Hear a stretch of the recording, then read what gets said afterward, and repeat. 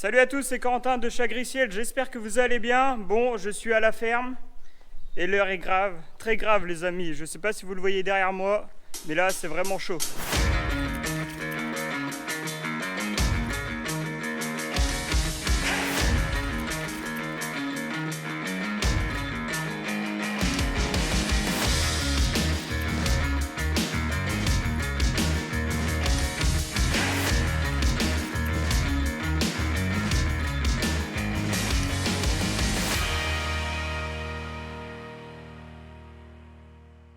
Bon, vous l'avez compris, le soleil est bien là et ils annoncent vraiment la canicule là toute la semaine, même la semaine prochaine. Ils annoncent entre 36, 38 jusqu'à même 40 degrés. Et là, je vais vous expliquer les conséquences de la canicule, la conséquence du stress thermique chez les vaches laitières, parce que ça peut être très grave. Donc il faut vraiment les surveiller de près, ces petites vaches-là.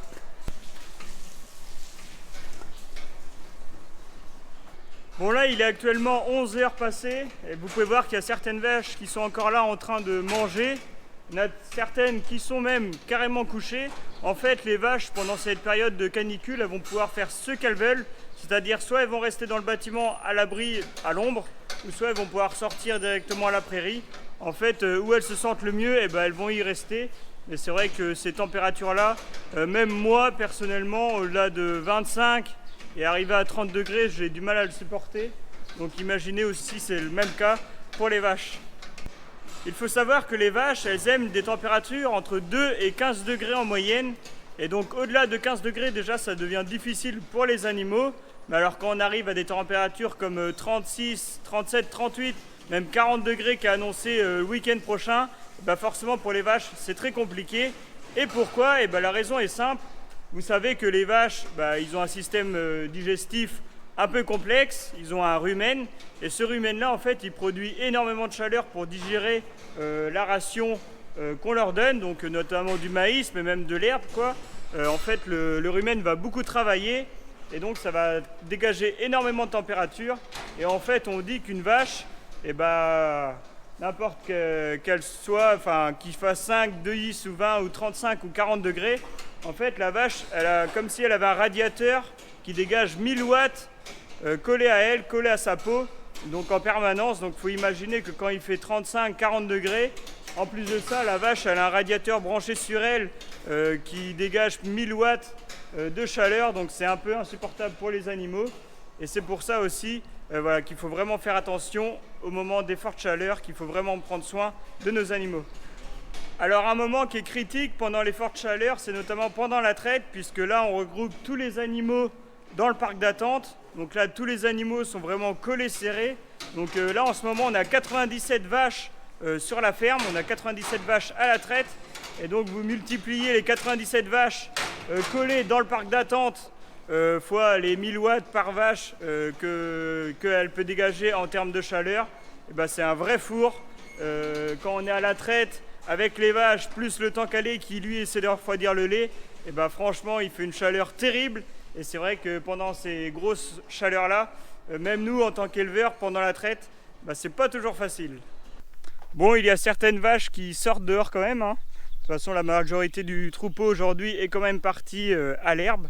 Mais même si entre guillemets il n'y a plus beaucoup d'herbe dans la prairie, mais c'est vrai que bon, elles sont dehors, il y a un petit peu de vent, et puis elles arrivent à trouver de l'ombre sous les arbres, donc ça c'est le top pour elles.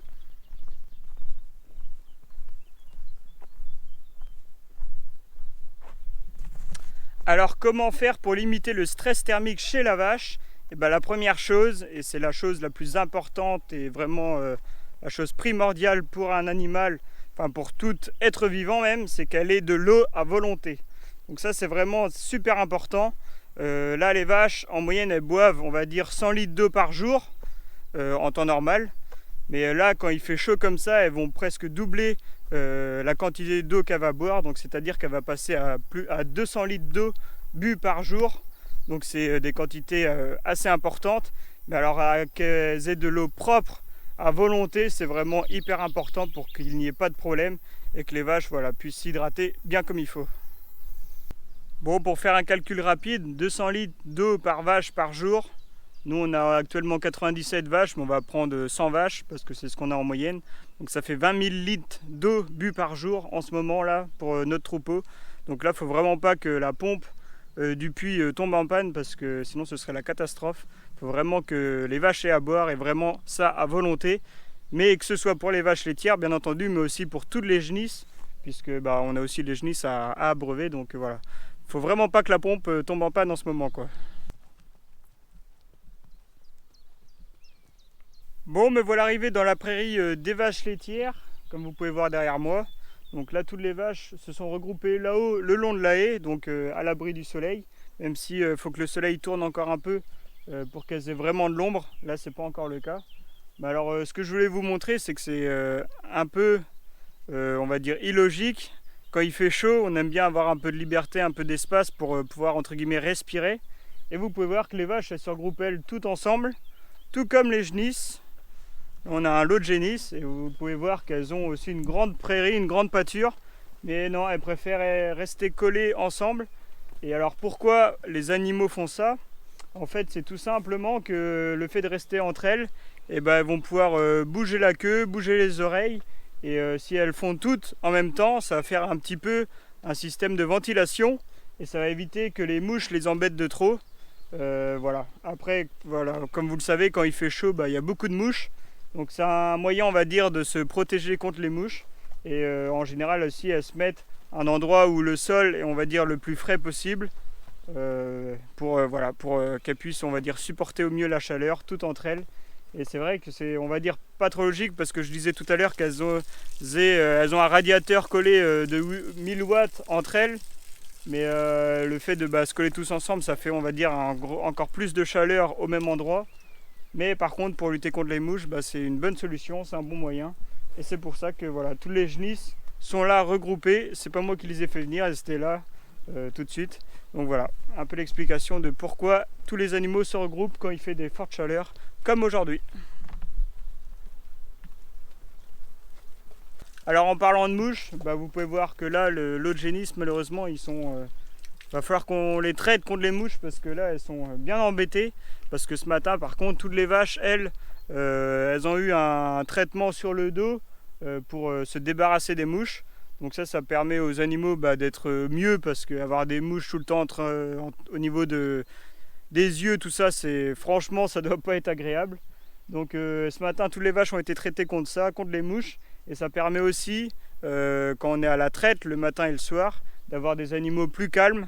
Parce que s'il y a des mouches qui les embêtent, elles ont tendance à taper et à mettre la griffe par terre.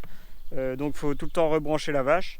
Donc voilà, le fait de les traiter, elles ont moins de mouches et comme ça on a aussi moins de problèmes derrière en salle de traite. Bon et alors, les conséquences, on en parle. Et oui, forcément, quand il y a des fortes chaleurs comme aujourd'hui, il y a des conséquences directes sur le troupeau laitier, puisque là je vais parler notamment des vaches laitières, puisque c'est elles qui souffrent, on va dire, le plus de la chaleur sur un élevage comme le nôtre. Et donc les conséquences, la première c'est la plus simple, c'est qu'il y aura forcément une baisse en production laitière, puisque les vaches vont consacrer leur énergie à se rafraîchir, à limiter leur stress thermique, ce qui est totalement normal, et donc ils vont délaisser un peu la production de lait, et de là donc il y aura une baisse de la production laitière. Après voilà, les quantités ça peut varier, c'est très compliqué à calculer. Mais voilà, on dit grosso modo, quand il y a des fortes chaleurs comme ça peut être une perte de 1 litre, voire même 2 litres de lait par vache par jour. Tout dépend de la durée de la canicule, de la durée des chaleurs et aussi des températures qu'il y a dans la journée. Mais voilà, la conséquence première, c'est vraiment une perte de production laitière. Et la deuxième conséquence, c'est aussi sur le lait. Ça a un impact aussi sur la qualité. Voilà, la qualité du lait, elle peut aussi baisser, les taux peuvent varier.